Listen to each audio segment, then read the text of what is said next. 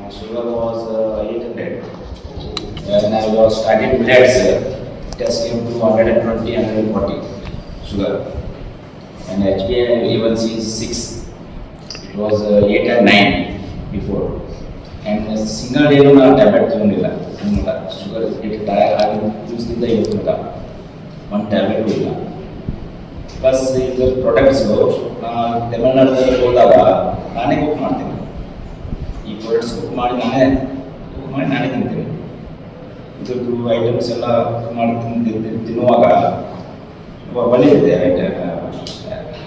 ಗೋಧಿ ಅಕ್ಕಿಗಿಂತ ಇದರದ್ದು ಟೇಸ್ಟು ವೆರಿ ನೈಸ್. ಫರ್ಮೆಂಟೇಷನ್ ಆಗಿದ ತಕ್ಷಣ ಕುಕ್ ಮಾಡಿ 45 ಮಿನಿಟ್ಸ್ ಫರ್ಮೆಂಟೇಷನ್ ಏನು ತಿಂತೇವಲ್ಲ that is very taste. And ಇದ್ರದ್ದು ಅಂಬ್ಲಿ ಮೇನ್ ಲೆಟ್ಸ್ ಅಂಬ್ಲಿ ತಿನ್ನಬೇಡ, ಕುಡಿಬೇಕು.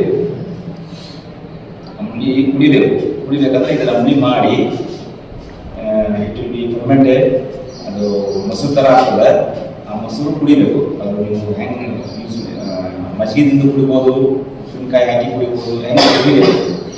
ಸೊ ಈಗ ಅಂಬ್ಲಿ ಕುಡಿದ ಮ್ಯಾಗ ನನಗೆ ಫಸ್ಟ್ ನನಗೆ ಅಂಬ್ಲಿ ಮಾಡೋದು ಬರ್ತಿರಲಿಲ್ಲ. ಜೀನ್ಸದ ಅಂಬ್ಲಿ ಮಾಡಿ ತಿನ್ಬೇಕಾಗ್ತದೆ.